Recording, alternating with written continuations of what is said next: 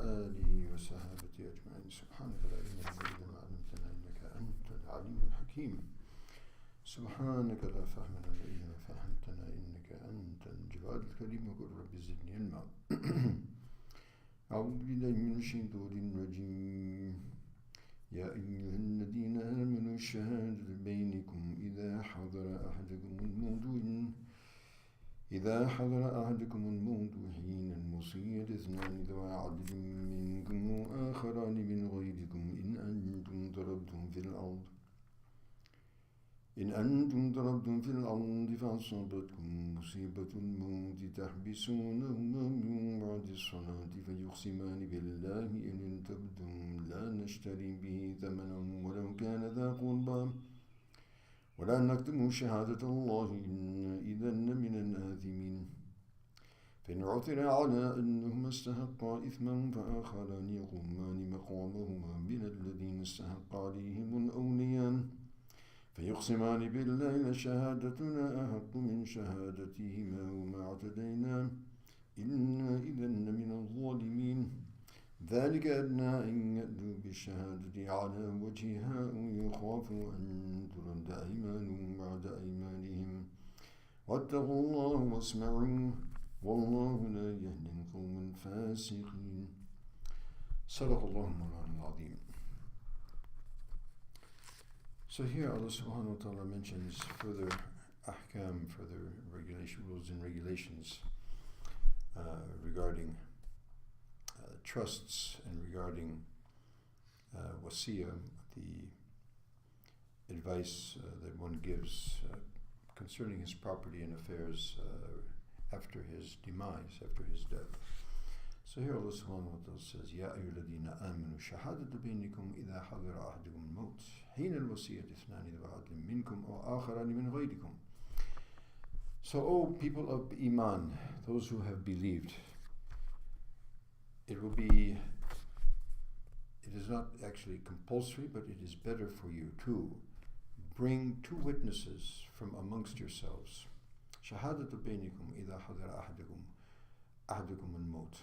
When the signs of death are quite prevalent and one is on the verge of leaving this world into the next at that point, he should give advice regarding his property and his affairs, debts, etc., which is known as wasiyah, or his will and last testament. And Nabi Muhammad sallallahu alaihi wasallam mentions that a person who has good intelligence and he's cognizant of his affairs, he should not let a day or two pass except that this will or last testament should be written and under his pillow. In other words, he's ready to leave at all times, and he's prepared his affairs when he leaves from this world and proceeds to the next. His affairs have been sorted out so that there's not going to be disputes and discrepancies after his death. And of course, that's human nature, that one leaves the world, his inheritance. Human nature is that they tend to forget about the one who leaves and they focus on what he's left behind. And it creates problems, as most of us probably have witnessed. So to save from this type of travail, this type of preparation is to be undertaken. And here Allah subhanahu wa ta'ala mentions that there should be witnesses, obviously, because there might be a discrepancy, there might be a dispute regarding the will, whether he actually wrote it, is that actually what he meant? So those two witnesses should be there. And those witnesses should be obviously better that they are from minkum. Minkum meaning from you, from the Muslims. However, it might so happen in certain circumstances that such witnesses are not available from the Muslims. So can we take witness of other than Muslims? Or to others from ghayrikum, from other than you, meaning other than you than the Muslim community. So other than Muslims, this will be acceptable in this circumstance. In antum darabtum fil ard, if it so happens that you are traveling on the, and particularly this would be a circumstance where maybe you would not find Muslims. Someone was traveling and the pangs of death set in and he doesn't find anyone else, so he finds two witnesses from the others. Now, so this is not an injunction that is to be done only when you're in traveling, but it just mentions, and actually the, as we say, Sha'n al-Nuzul, or the event which ushered in this revelation, which we'll mention tomorrow, inshallah, a bit long in detail. It so happened that happened in the context of travel, but that's not necessarily, it's just that happened to be the context. But in any context, whether somebody's traveling or whether he is in his own place, wherever he might be. فَأَصَابَتْكُمْ مُصِيبَةُ الْمَوْتِ. And here Allah subhanahu wa ta'ala mentions that the calamity of maut overtakes you. So maut is mentioned as a calamity. It is a calamity. However, after the calamity, it can be the best thing for the human being, or it can be the worst. It could be the gift for the person of Iman, and it will be a terrible horror for the person of Kufr. And Allah make us among the people of Iman and die upon it. Ameen. فَيُقْسِمَانِ بِاللَّهِ إِنِ ارْتَبْتُمْ لَا نَشْرِ بِهِ ثَمَنًا وَلَوْ كَانَ ذَا قُرْبَى. And so, these two individuals should be, number one, it's mentioned here, تَحْبِسُونَهُمَا مِنْ بَعْدِ الصَّلَاةِ, that they should be kept for the witnessing after the salat in the masjid. And the ulama mentioned that what is referred to here is the Salat al-Asr. Again, this is not a compulsory, but it will add emphasis and sort of context to the person who's witnessing, because if he's going to witness in the masjid after Salat al-Asr, which is also not only in the masjid but in a very auspicious time, so it's going to be all the more sort of motivating for him to tell the truth.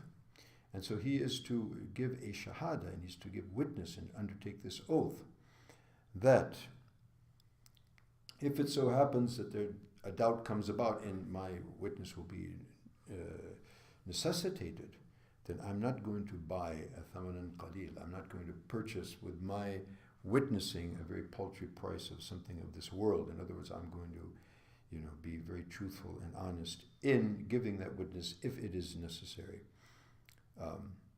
And I would not, these witnesses must also bear witness and testify that they would not cover up that witnessing and that testimony.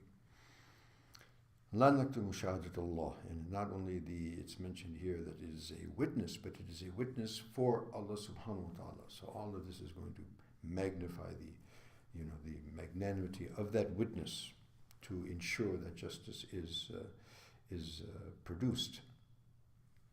Even though if that person might be someone of my relatives, even if that the benefit might go to someone of I'm not going to deviate, and I'm not going to sort of twist about the witness and testimony, whatever the circumstances, even if it's in favor of my own relations or my own benefit for me or my relations. And further, I will not cover up the witness for Allah subhanahu wa ta'ala. If I did so, then definitely I would be among the grave sinners. And then, even in such, and we're going to see in the Sabab al-Nuzul that very interesting event, and it alludes to this. فَإِنْ عُثِرَ عَلَىٰ أَنَّهُمَا اسْتَحَقَّ إِثْمًا. And if even after all of that, still it transpires that these two witnesses did actually tell a lie, then they thereby استحق إثما, and thereby they have brought upon themselves, and they are now viable, and they have brought upon them sin, and it becomes prevalent, or it becomes manifest that they have actually lied. So what do we do in that case? Bring another two witnesses. Bring another two witnesses from among those people whom their right has been usurped. In other words, somebody who is from their camp or from their family or from their well-wishers, who will further testify that our witness is more reliable and more to be taken than their witnesses. And this will become a little more manifest when we explained the event. وَمَا اعْتَدَيْنَا, and we have not transgressed the limits, and we have not sinned as the other two have done. إِنَّا إِذًا لَمِنَ الظَّالِمِينَ, in that case we would really be tyrants and transgressors. So Allah subhanahu wa ta'ala mentions, ذَلِكَ أَدْنَى, this is better, and this is going to be more meat, that أَنْ يَأْتُوا بِشَهَادَةِ عَلَى وَجْهِهَا. All of that process is going to ensure and be more sort of emphasizing that the witness will actually be delivered as it should be. عَلَى وَجْهِهَا, as it should be delivered. أَوْ يَخَافُوا أَن تُرَدُّ أَيْمَانٌ بَعْدَ أَيْمَانِهِمْ. And even if they don't fear Allah, then they would fear that their witness might be rejected and others might witness over their witness. تُرَدُّ أَيْمَانٌ بَعْدَ أَيْمَانٍ وَاتَّقُوا اللَّهَ. And again, as always, the legislation of Allah subhanahu wa ta'ala is accompanied by motivation. وَاتَّقُوا اللَّهَ, fear Allah, adapt taqwa, وَاسْمَعُوا, and hear, and obviously hear and obey. وَاللَّهُ لَا يَهْدِي الْقَوْمَ الْفَاسِقِينَ, and Allah does not guide the people of fisk, the people of transgression and sin.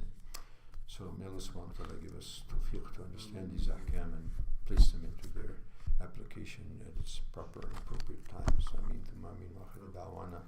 Alhamdulillah.